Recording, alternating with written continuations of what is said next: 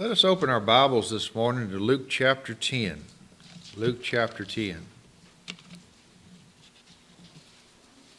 Luke chapter 10.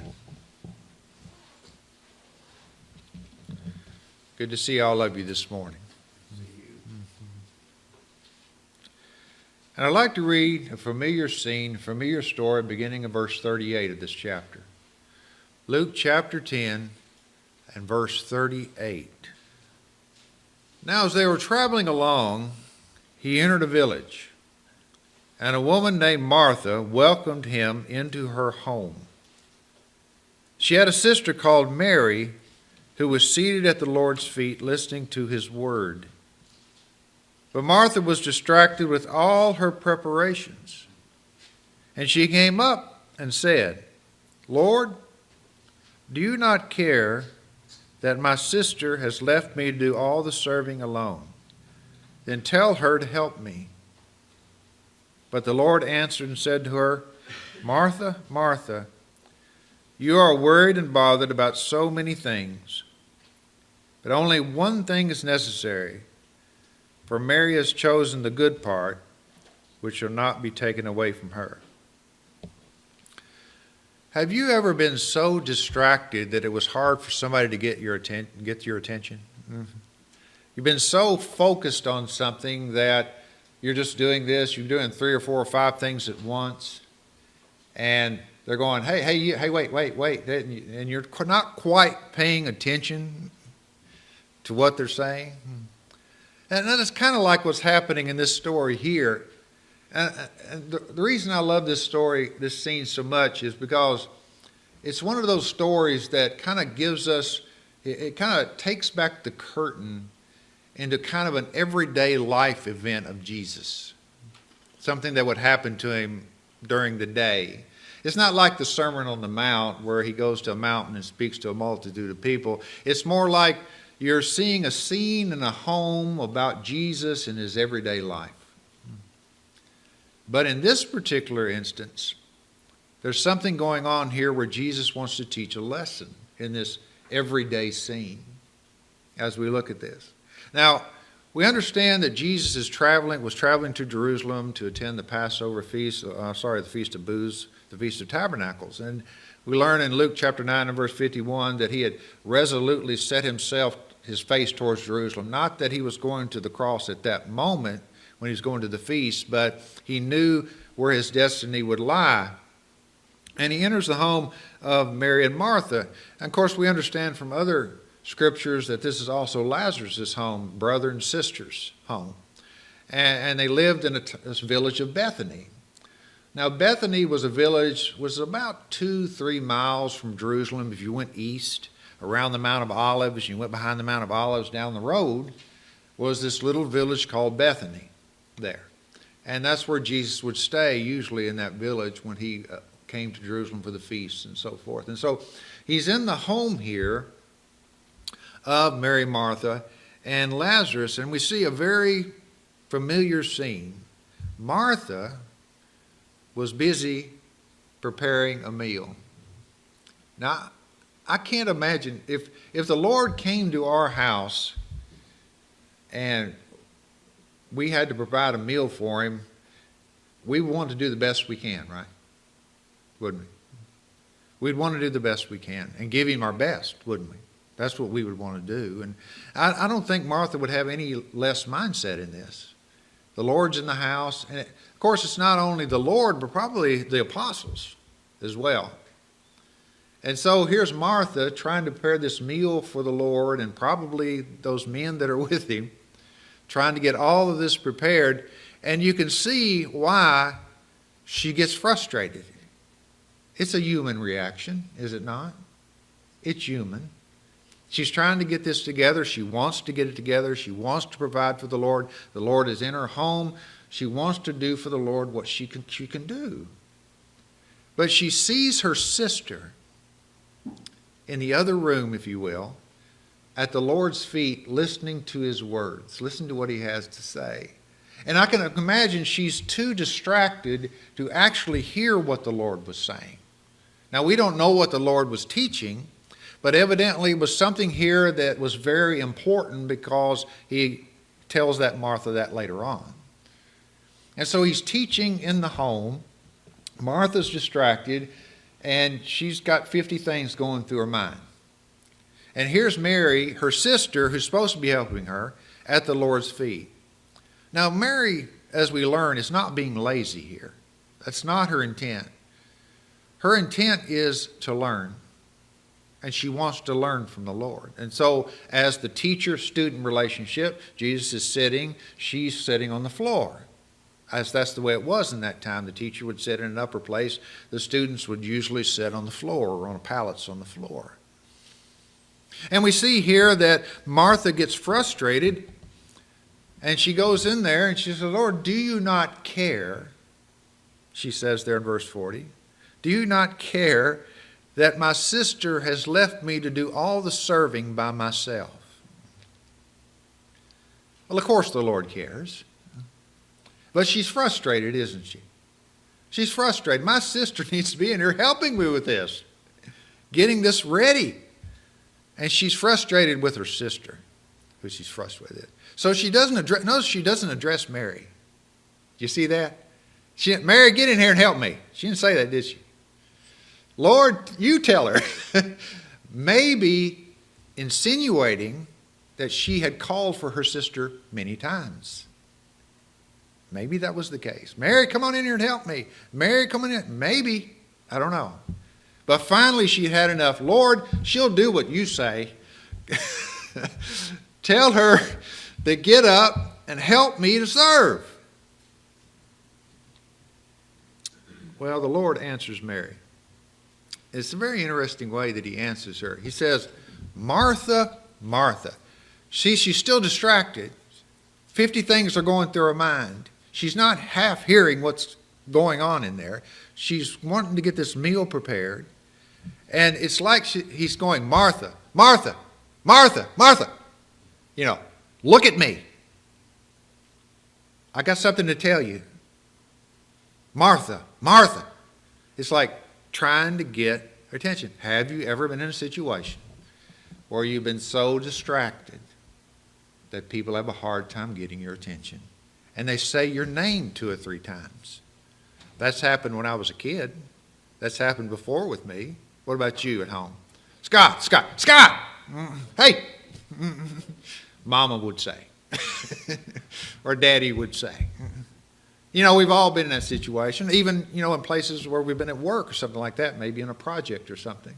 Martha, Martha, Martha, look at me. Look, look. He gets her attention. Okay? He gets her attention. And then he teaches the lesson. Notice what he says. You are worried and bothered about so many things. Was that true? She was. You are worried and bothered about that meal. You are worried and bothered about so many things. But let me tell you something, Martha, now that I have your attention. Now that I have your attention. Notice what he says here in the last verse. He says, one thing is necessary. What is he saying there? He's saying one thing is necessary in the moment. The meal is not necessary right now. Okay? That's what he's saying. The meal right now. Is it a necessary thing? Yes. Will it be necessary later? Yes. Right now, the meal is not the necessary thing. And then he goes on to say here in the latter part of the verse, for Mary has chosen the good part, which shall not be taken away from her. In other words, Mary has chosen what is necessary in the moment. The good part. And I'm not going to tell her to help you at this point. I'm not going to take that away from her. I'm not going to tell her to get up and help you at this moment. Insinuating to Martha that, Martha, you need to stop with the meal right now and come here and sit down and listen. Isn't that what he's saying? Mm-hmm. Martha, you need to stop what you're doing. Martha, yes, and making the meal is important. It's not the necessary thing right now. What's necessary is I've got some teaching to do. This is the most important thing. You need to stop what you're doing and get in here and listen to what I have to say. You see, Mary as Jesus describes it, chose the good part, if you will. I love the way he describes that. The good part. There are parts, right? There are parts which are necessary. To the whole scene, there are parts that are necessary. But there's one good part which Martha needs to pay attention to at that moment, at that time. And it doesn't mean they couldn't eat the meal later, right? But he's got some things he needs to do. So Mary, Jesus said, chose the good part. You know, I've used this illustration before, but I think it applies pretty good to what we're talking about today. You know those cakes you get at birthdays, those sheet cakes, those rectangular cakes that got the icing all the way around? Happy birthday or whatever, or good job or whatever you're celebrating. It's a cake made so you can make several slices off of it and give to people. What's the best piece? What's the best piece on the cake? Corner. Why is the corner the best piece? It's got the icing. It's got the icing on the top, and it's got the icing on. I want that piece. I don't always get that piece, but that's okay. I like the icing. Some people don't, but I like the icing on those too much, actually, on those cakes. But the good part of that cake, not that the rest of the parts aren't good, not that what Martha wasn't doing wasn't good, but the good part of the sheet cake is the corner piece. And Jesus is telling her, I'm serving the corner piece right now. You need to listen. Not that your parts aren't good, but you need to come and listen like Mary is listening. And what it really comes down to with the good part is that it comes down to a choice, doesn't it? That's what the choice is. Mary chose the good part. That's what Jesus said. Mary chose the good part. And so it comes down to a choice we make, right? The good part. It could come down to something between what is spiritual and what is material. Listening to Jesus or preparing the meal, right? It could come down to something like that, right? It could be something that comes down to a choice between even good and something that's bad. It could come down to between something that's good and better, right? In this case, the meal's good. Listening to Jesus is better. This piece right over here in the middle of the cake is good, but the corner piece is better. Okay? And so, it's okay, Martha, but you need to understand in the moment that Mary made the choice to do the good part. And you need, if you will, to listen to that. And choosing the good part, it's our decision. It's no one else's, really, when you get right down to it. It's no one else's decision. We choose a lot of things in life. We choose what job we have. We choose things that we buy. We choose how we conduct ourselves and so forth. So the good part, really, spiritually, if you want to put a spiritual connotation on it, is choosing what is spiritual, what is best spiritual, and what is good is what it is. What is best spiritually in that moment for me? Turn over to 2 Kings chapter 5, if you want to flip over there. In 2 Kings chapter 5. We're not going to go over this whole story. You know the story very well. But in 2 Kings chapter 5, we're going to start about verse 9. 2 Kings chapter 5 and verse 9. It's the story of Naaman. He's the captain of the armies of Aram, which is Damascus, which is Syria. He is the joint chiefs of staff, if you will, of the armies of the Syrians, the Assyrians. Not the Assyrians, the Syrians. And he has leprosy. And his wife has a servant girl who's an Israelite. And she says there's a prophet in Israel who can help him. And so he said he gets his entourage together and he gets his stuff together and he goes to Israel. Well, at first his king sends a letter to the king of Israel. And the king of Israel takes umbrance of that and says, well, how am I supposed to cure his leprosy? He's just trying to cause trouble with me. But he eventually gets down to Elisha. And so you notice here in verse 10, he's at Elisha's house, Naaman and all this entourage. Elisha sent a message to him saying, go and wash into the Jordan 7 times, and your flesh will be restored to you, and you'll be clean. But Naaman was furious and went away and said, behold, I thought he would surely come out to me and stand and call on the name of the Lord his God and wave his hand over the place and cure the leper. Are not Abana and Pharpar, the rivers of Damascus, better than all the waters of Israel? Could I not wash in them and be clean? So he turned and went away in a rage. He was angry. First of all, because he sent a message and Elijah didn't do it himself. Secondly, he didn't do a big show about it. Thirdly, he sent him to the muddy Jordan instead of a clean pool. So he's angry. But his servant reminds him. Notice here in verse 13. Then his servants came near and spoke to him and said, my father, had the prophet told you to do some great thing, would you not have done it? How much more then when he says to you, wash and be clean? So he went down and dipped himself 7 times in the Jordan according to the word of the man of God, that's Elisha. And his flesh was restored like the flesh of a little child, and he was clean. At that point, when the messenger came out and said what he needed to do, Naaman had a choice, didn't he? There was the crossroads. There was the choice. What are you going to choose? You're going to choose not to do it, or you're going to choose the good part? You see, he named 2 rivers there that were a lot better rivers than the Jordan. The Jordan is about a glorified Beaver Creek. Okay? It's a glorified Beaver Creek. It's not the clearest river in the world. In some places it is. But there are better rivers than that. And he thought going down to this old muddy Jordan River, Beaver Creek, that was beneath him. There are better rivers, clearer rivers, crystal clear where I come from, which would clean me better, he thought, right? Which would clean me better, he thought. But the servant reminded him. He came sort of to his senses.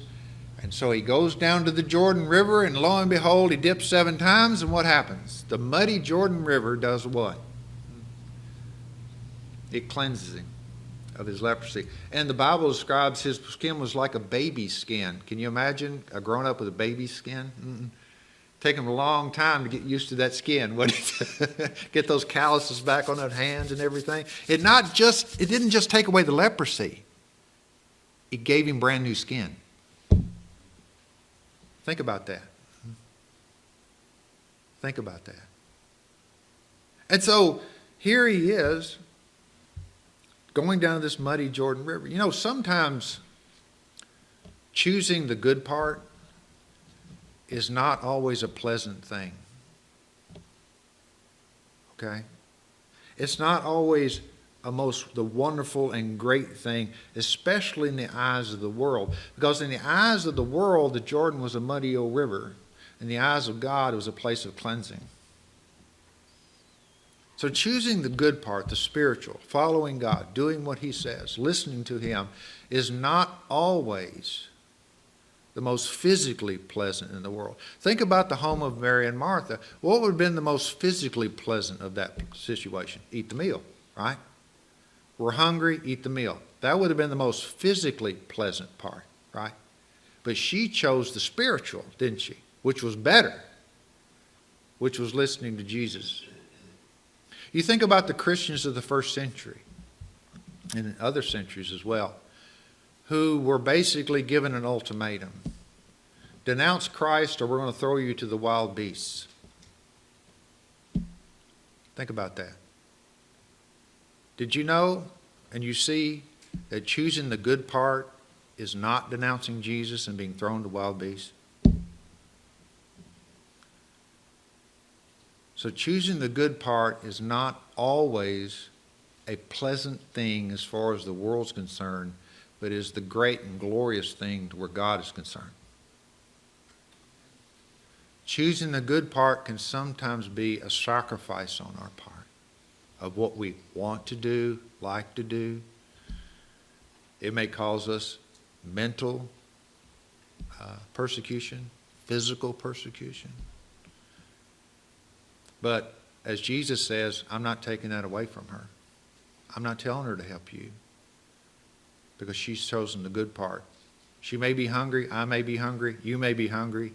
But guess what? We got to put our hunger aside for a little while, and I want you to listen to what I have to say.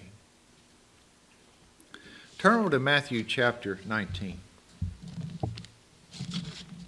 Matthew 19. And you know this story very well too. We're not going to read all of it. You can in your own personal study. But in Matthew 19, beginning in verse 16, we have the story of the rich young ruler. And this story fascinates me because of the man in it. Many things. But here was a man, a young man, who seemed to have everything going for him in his life, as you know. For you take all the gospel accounts together, he was rich, he was a man of means, he was young and rich, and he was a ruler of some kind, probably associated with the house of Herod in some form or fashion. And so he had all these things going for him. Not only that, but as the disciples are listening to what this man is saying, he's got everything together religiously too, seemingly. So in verse 16 of Matthew 19, and someone came to him, this is the rich young ruler, and said, Teacher, what good thing shall I do that I may attain eternal life? And the Lord answered him, says, Do the commandments. Verse 17. He says, Which ones? Jesus answered him, he listed several commandments there. You shall not commit murder, you shall not commit adultery, you shall not steal, you shall not bear false witness, honor your father and mother, and love your neighbor as yourself. Okay, good. And then he turns around and he says, I've done all those things from my youth up, as you take all the gospel accounts into account here. I've done all those things. And so at that point, wouldn't you think that he was a man who had it all together? I can imagine the disciples listening to this man speak and astonished at this young man. He's rich and he's young, he's a ruler, he does everything that God tells him to do. I don't think you can get much better than that. And that's why they asked this question later on about, is it possible for anyone to be saved? Okay? But I've done all those things. And Jesus tells him, well, if you want to be complete, go sell everything you got, give it to the poor, and come follow me. Boom. There it is. There it is. And he knew he was lacking in something in verse 20, didn't he? What am I still lacking? It seems to insinuate to me that he knew. Well, is there anything that there's? It tells me that he probably knew. I don't know. I'm lacking here. Tell me what I'm lacking here. Do we all lack? We all lack, don't we? What am I lacking here? Well, what you're lacking is your riches are your God instead of God. You need to give them away, sell them if you will, give it to the poor, and come follow me. Now, at that point is choice, right? Choice time, isn't it? One way or the other. Is he going to go away, or is he going to choose the good part? And we know the rest of the story. At that moment in time, what did he do? Well, verse 22. When the young man heard this statement, he went away grieving, for as one who owned much property. He grieved. He was sad that it wasn't something that he didn't have to give up. And so he was given a choice. And he didn't choose the good part. You know, sometimes in choosing the good part, it can be a very, very difficult choice. It could be a life-altering choice, couldn't it? It could be a life-altering choice. It may be something in our lives that we don't want to give up. In this case, it's riches. Is there anything in my life that I would not give up for God? I guess is the question I need to ask myself.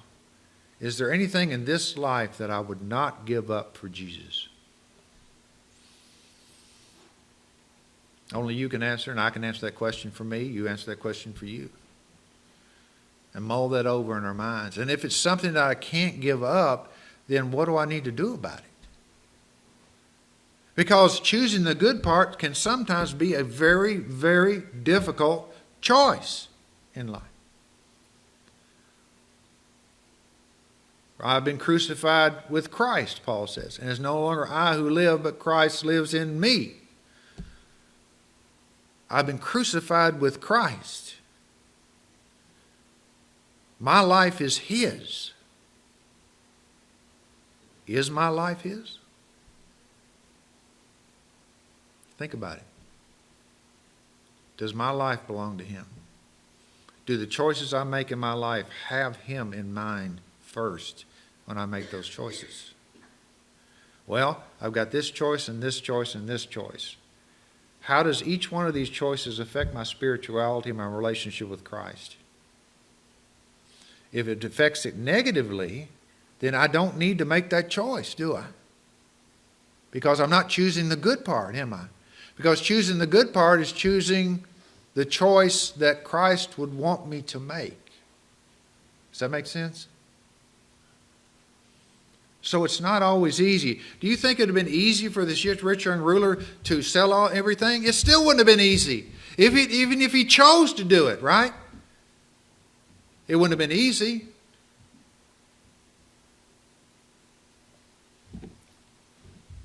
Sometimes it's a difficult choice. Turn over to John 9. John 9. Again, we're not going to read the whole chapter, but you can read that in your personal study. In John 9, we have a man who's been blind from birth. And the disciples, it's in Jerusalem, and the disciples were wondering who had sinned, this man or his parents, that he's been born blind. And Jesus said, that's not the reason he's been born blind, but while he's here, I'm going to use him for the glory of God. Okay? That's basically the gist of what's going on. And so he takes this man, and he takes some spittle, and he makes some clay, and he puts it on his eyes, and he says, I want you to go down, and I want you to wash in the pool of Siloam. And so he does. He goes down and washes in the pool of Siloam, and he comes up seeing. And we talked about this before, but can you imagine seeing for the first time in your life? Ever? Wouldn't you be overwhelmed? Wouldn't you just jump for joy and want to hug every tree? Think about it. Never seen in his life, never saw colors, never saw a tree, never saw a person, never saw water, never saw a sky, never saw sunshine. And then Jesus opens his eyes and he sees all that. That would be amazing, wouldn't it? I can't imagine going through that. But anyway, here's this man. He's all overjoyed about it. And they're asking him, who told you? Who made you see? They couldn't deny it. He says in verse 11, he says, a man is called Jesus, made clay and anointed my eyes. And he said to me, go to Siloam and wash. So I went and washed away, and I received sight. And they said, where is he? He said, I don't know where he is. And then down here, they bring him to the leaders, the Pharisees, in verse 13. It's on the Sabbath day Jesus had healed this man. And they were asking me how he received his sight. He tells them again. And then the Pharisees say this man isn't from God because he does not keep the commands of God. That is, he healed on the Sabbath. By the way, healing on the Sabbath was not a command of God. It was one of their traditions that they equated as a command of God. Verse 17, so they said to the blind man, what do you say about him? He said, he's a prophet. Okay, good. Man, Jesus, prophet. We're getting there, right? Man, Jesus, prophet. And so they don't believe him. So they bring in his parents. You know the story. They bring in his parents. Is this your son? Yes. Was he born blind? Yes. How's he seeing? We don't know. Ask him yourself. He's of age, right?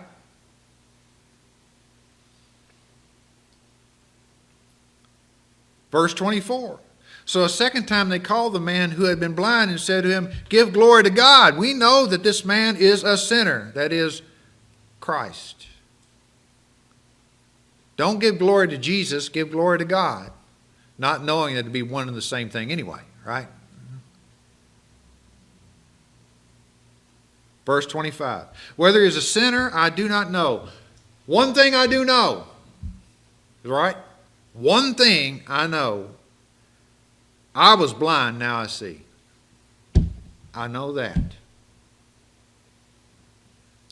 This man, I don't know.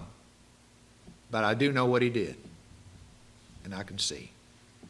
Can't be denied. They can't deny the miracle. They brought the parents in. Witness. No, this is the son. He was born blind. He can now see. How can this happen? Well, here he is. Right? But as the story unfolds, and as the dialogue goes on, it ends up in verse 34. They answered him, you were born entirely in sins, going back to what the disciples said concerning people being born blind and somehow it had to do with sin and so forth, which was ridiculous. And are you teaching us? So they put him out. What that means is they put him out of the synagogue, which means that he can't worship God in the temple anymore, which means he can't offer sacrifices anymore. Can you imagine the greatest day in your life and now you can't associate with God anymore with your people? You can't go to synagogue and to the prayers anymore. And you're disassociated from the house of Israel because he would not say this man was not of God. And what does Jesus do? He seeks the man out, doesn't he? Jesus heard about this. Verse 34. That they had put him out, and finding him, he said to him, this is what he says, do you believe in the Son of Man? In other words, do you believe in the Messiah? Do you understand who the Messiah is? Do you believe in the Messiah, the Son of Man?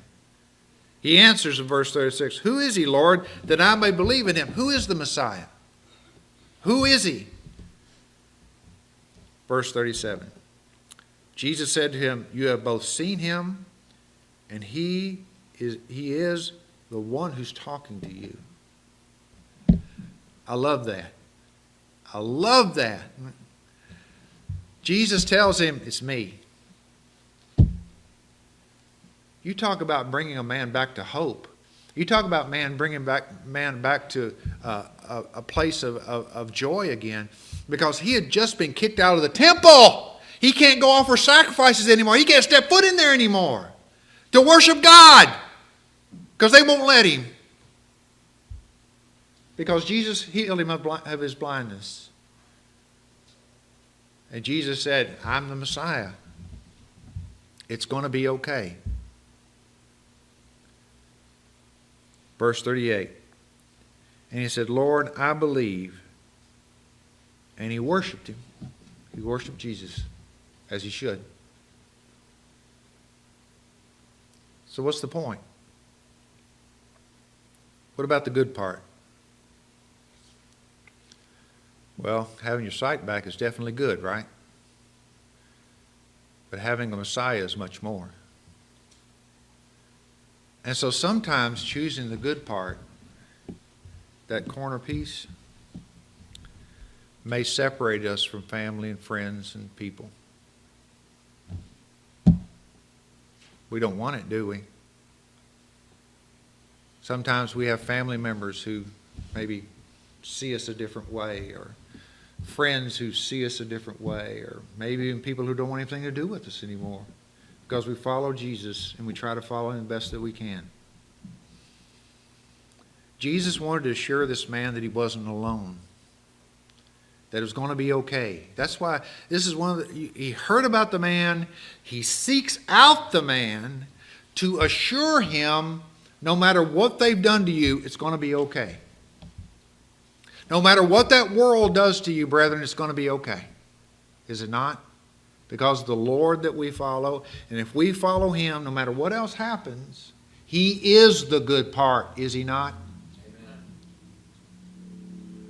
Sometimes it does bring animosity between family members. Sometimes things rise and things, but Jesus is the good part. Jesus is the good part. So Mary chose the good part, and she took advantage of it. She wasn't being lazy. She wanted to hear what the Lord had to say. That's what Jesus said. She chose the good part. Martha, Martha, you need to get in here and sit down. I understand that that's important, but this is the most important thing. This is the corner of the cake right here. The other parts can wait. Here's the corner. When we make choices in life, brethren, we must look hard and long at the choices that we make and make sure we choose the good part. Sometimes it's choosing one part that's better than the other, like in Mary and Martha. Sometimes it's not really, sometimes pleasant, but it's still good for us, like Naaman. Sometimes it's a hard choice, like the rich young ruler. And sometimes it makes us lose friends and family, which is the blind man of John 9. But in the end, those choices are the best because Jesus is always the best to choose. He's the good part. He's the corner piece of cake. And we need our lives. So as we think about these things this morning, not only choosing the good part is good for us here, but it's also good for us later, isn't it? Because it takes us closer to that heavenly home. Choosing the good part, choosing the good part, choosing that path that leads us on, if you will, to that heavenly home that we have. I'm glad for that. It's not always going to be an easy road, but it's definitely the right road to take, isn't it? It's definitely the right road to take. So as we think about these things this morning, if there's anyone here that needs anything at all, please come as we stand and sing these songs.